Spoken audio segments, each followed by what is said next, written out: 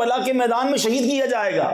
مولا علی کو معلوم تھا, بی بی فاطمہ کو معلوم تھا, مگر کسی نے اللہ کی بارگاہ میں یہ دعا نہ کی کہ یا اللہ یہ امتحان ٹال دے, یہ مشکل ٹال دے, یہ پریشانی حسین پر نہ آئے. یا اللہ یہ میری آنکھوں کا تارا ہے, اس کو نہ دیکھیں تو ہم بے قرار ہو جاتے ہیں. کسی نے دعا نہیں کی. Each and everybody is ready for that particular exam. اس امتحان کے لیے سارا گھرانہ تیار تھا. کیا میسج ملتا ہے؟ علماء برسوں سے ہمیں کربلا کا واقعہ سنا رہے ہیں. آج میں بھی آپ کو چاہوں تو پورا واقعہ کربلا سناؤں, جس کے لیے 2-3 گھنٹے کم از کم ملنے چاہیے, مگر ہم سب نے یہ واقعہ شاید کئی بار سنا ہے. میں آج آپ کے پاس جو آیا ہوں, کربلا کے اس واقعے سے میں نے اور آپ نے پیغام کیا لیا ہے, سیکھا کیا, تبدیلی کیا آئی. پہلا سبق لیجئے. امتحان کا معلوم تھا مگر تیاری تھی امتحان میں پیش ہونے کی. پیچھے نہ ہٹے, شکوے نہ کیے, شکایات نہ کی, کمپلین نہ کی, بلکہ کربلا کے میدان میں آنکھوں کے سامنے لاشیں گرتے رہے. کسی ایک اہل بیت کے فرد نے اللہ کی بارگاہ میں یہ نہ کہا کہ مولا ہم تو نمازیں بھی پڑھتے ہیں, ہم تو روزے بھی رکھتے ہیں, ہم تو آل رسول ہیں, اے اللہ نبی پاک تو ہمیں یہ کہا کرتے اور ہمارے ساتھ یہ ہو رہا ہے. انہوں نے نہ کہا. اور آج ہم پر تھوڑی سی مشکل آ جائے, تھوڑی سی پریشانی, تھوڑا سا کاروبار ڈاؤن, تھوڑا سا جاب میں پرابلم, تھوڑا ڈاکیومنٹس کا مسئلہ, تھوڑا فیملی ایشو ہے, تھوڑی طبیعت خراب, کیا کرتے ہیں؟ صبر یا شکوہ, کمپلین. کبھی کبھی تو ہم کسی سے بات کریں نا, بھائی آپ کی طبیعت کیسی ہے, بعد میں احساس ہوتا ہے نہیں پوچھتے تو اچھا تھا یار.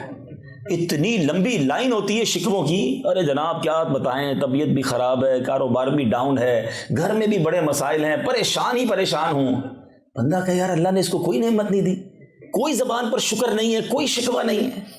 پہلا میسج تو کربلا کا یہ لے کے جاؤ نا کہ زبان پر شکوے رنج و علم لایا نہیں کرتے, زبان پر شکوے رنج و علم لایا نہیں کرتے, نبی کے نام لیوا غم سے گھبرایا نہیں کرتے. مشکل آئے گی, مجھے بتاؤ نا دنیا میں کون ہے جو آج کھڑا ہو کے کہہ دے مجھے کوئی پرابلم نہیں ہے. ہر بندے کے ساتھ کچھ نہ کچھ ایشوز ہیں اور یہ زندگی کا حصہ ہے.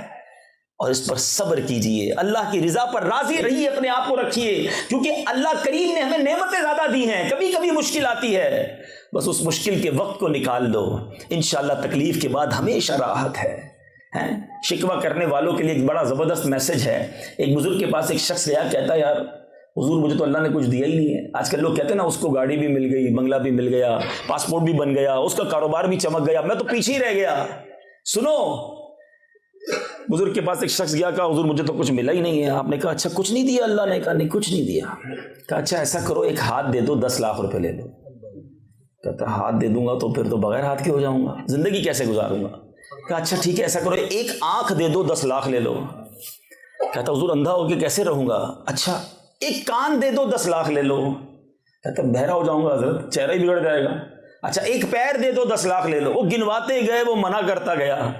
آخر بزرگ کہتے ہیں کمال کے شخصوں لاکھوں کروڑوں کی پراپرٹی لے کے کہتے ہو اللہ نے کچھ نہیں دیا ہے. سوچئے نا, ہاتھ پیر آنکھیں زبان سب سلامت, پھر کہتے کچھ نہیں ہے. پوچھو نا اندھے سے, کیسے وہ بلائنڈ زندگی گزارتا ہے جس کے ہاتھ نہیں, پیر نہیں, زبان نہیں. اللہ نے مجھے اور آپ کو کروڑوں سے اچھا بنایا. تھوڑی سی تکلیف پر کمپلین.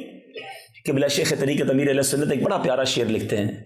آپ فرماتے ہیں پیارے مبلغ معمولی سی مشکل پہ تو گھبراتا ہے, پیارے مبلغ معمولی سی مشکل پہ تو گھبراتا ہے, دیکھ حسین نے دین کی خاطر سارا گھر قربان کیا. یہ مذہبی لوگوں کے لیے بھی میسج ہے. دین کا کام کرنے تھوڑا آگے بڑھتے ہیں, تھوڑا سا کوئی ناراض ہو جائے کہتے ہیں میں نے نہیں کرنا, میں نہیں مسجد کی خدمت کروں گا, بھائی کمیٹی کے لوگ بڑا مشکل کرتے ہیں, میں درس نہیں دوں گا, میں قافلے میں نہیں جاؤں گا, میں فلاں کام نہیں کروں گا. یار لوگ ساتھ نہیں دیتے. تھوڑی سی مشکل نیکی چھوڑ دی. ارے امام حسین نے تو جان قربان کر دی دین کے لیے, اور ہم تھوڑی سی مشکل کے لیے نیکی کے کام چھوڑ دیتے ہیں, جاب چھوڑتے ہیں اس مشکل کے لیے. ادھر تو یورو مل رہے ہوتے ہیں نا, دین کے کام سے لوگ فوراً بھاگ جاتے ہیں. ایسا نہ کریں, کام میں مشکل آئے گی, جو بھی دین کا کام کرے گا اس کے لیے رکاوٹیں آتی ہیں. کربلا والوں کو یاد کرتے ہوئے لگے رہیں, انشاءاللہ کامیابی آپ کے قدم چومے گی انشاءاللہ. آگے چلتے ہیں. اب امام حسین گئے کیوں کوفہ, یہ بڑا امپورٹنٹ کوسچن ہے. آپ تو مدینہ منورہ میں پیدا ہوئے, مدینہ منورہ میں آپ کی لائف گزری، اور بڑی شاہانہ سے مراد یہ کہ آپ لوگوں کی آنکھوں کا تارا، دلوں کا چین تھے، روضہ رسول سامنے اور نواسہ رسول مدینے میں، تو ہر شخص آپ کی تعظیم اور عزت کرتا تھا۔ مگر ہوا یہ کہ حضرت امیر معاویہ رضی اللہ تعالیٰ عنہ کی انتقال کے بعد یزید پلید نے اب تخت پر قبضہ کیا، اور اس کے بعد اس نے اپنا پیغام جاری کیا کہ میری بیعت کی جائے، میری اطاعت کی جائے۔ شام کے لوگوں نے تو اطاعت کر لی، کافی لوگوں نے، مگر کوفہ کے لوگوں نے امام حسین کو خط لکھے کہ حضور ہم اس شریر کی اطاعت نہیں کرنا چاہتے، آپ کرم فرمائیں، ہم آپ کے ہاتھ پر بیعت کریں گے۔ مدینہ شریف میں بھی کئی صحابہ کرام موجود تھے، ان کو بھی پیغام بھیجا گیا کہ آپ بھی یزید کے ہاتھ پر بیعت کریں، اور انہوں نے بھی بیعت نہیں کی۔ امام حسین اگر یزید کے ہاتھ پر بیعت کر لیتے نا تو مہینے کے لاکھوں لاکھ روپے آپ کو وظیفہ دیا جاتا، آپ کو زبردست عزت دی جاتی، آپ کو انعام و اکرام سے نوازا جاتا، بڑی بڑی آفرز کی گئی، سارے صحابہ کو بھی کی گئی اور امام حسین کو خاص کی گئی۔ یزید بھی جانتا تھا کہ اگر امام حسین نے بیعت کر لی پھر تو ساری دنیا کر لے گی نا، نبی کے نواسے ہیں۔ لیکن امام حسین جانتے تھے کہ یزید کے ہاتھ پہ بیعت کرنے کا مطلب یہ ہے کہ اب اس نے جتنے بھی غلط کام کرنے اس کو سرٹیفکیٹ مل جائے گا، انڈوز ہو جائے گا کہ امام حسین نے اس کی بیعت کر لی، پھر ٹھیک ہے سارا کچھ۔ امام حسین نے باطل کے آگے سر نہیں جھکایا، خود بھی بیعت نہیں کی، اور جو کوفہ سے کنٹینیو لیٹر آ رہے تھے وہ بھی آپ کے سامنے تھے۔ انہوں نے کہا حضور آپ آئیے، ہم آپ کا بھرپور استقبال کریں گے، عزت کے ساتھ آپ کو بٹھائیں گے اور آپ کے ہاتھ پر بیعت کریں گے۔ امام حسین نے مدینہ چھوڑا، بڑے رنج میں نبی پاک کے روضے پر پورے قافلے نے حاضری دی، آنسو بہائے، نبی پاک سے گویا الوداع مانگی، اور وہاں سے مکے آ گئے۔ مکے شریف پہنچے تو بڑے بڑے صحابہ کرام امام حسین کے پاس آئے کہ حضور آپ نہ جائیں۔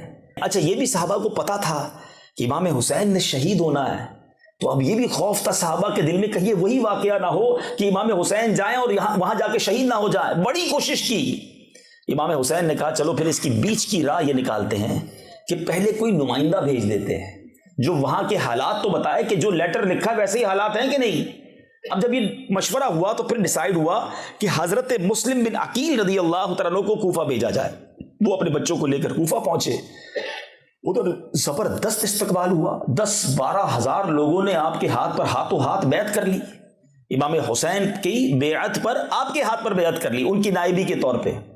جب انہوں نے حالات دیکھے کہ سب لوگ اتنی محبت کر رہے ہیں، حضرت مسلم بن عقیل نے خط لکھا امام حسین کو کہ حضور تشریف لے آئیے، یہاں تو ٹھنڈی سڑک ہے، سب چیزیں بہتر ہیں، ایوری بڈی ویلکمنگ اس، یہاں بڑا پیار مل رہا ہے۔ یہ خط امام حسین کو ملا، اور اب یہاں جیسے ہی پتہ چلا، یزید کو پتہ چلا کہ یہاں تو معاملہ الٹ ہو رہا ہے، تو اس نے ابن زیاد کو گورنر بنا دیا اور فوری طور پہ آرڈر جاری کیا کہ نعمان بن بشیر جو صحابی رسول ہیں ان کو معزول کیا جائے، کیونکہ وہ حضرت مسلم بن عقیل کو سپورٹ کر رہے تھے، ساتھ دے رہے تھے۔ فوری طور پہ ابن زیاد پہنچا، حضرت نعمان بن بشیر کو اس نے سائڈ پہ کیا، اور اب اس نے ایسی خطرناک پلاننگ کی کہ جو ہزاروں لوگ حضرت مسلم بن عقیل کا ساتھ دے رہے تھے ان کے سرداروں کو گرفتار کر لیا، اور سب کو کہا کہ اپنی قوم کو کہو کہ حضرت مسلم بن عقیل کا ساتھ نہ دے ورنہ تمہیں بھی مار دوں گا، تمہاری جائیدادیں بھی ضبط ہو جائیں گی۔ مال کا لالچ، خوف، ڈر، ان سرداروں نے اپنی قوم کو بھی ڈرانا شروع کیا کہ ایسا نہ کرو ورنہ ہمارا کچھ بھی نہیں بچے گا۔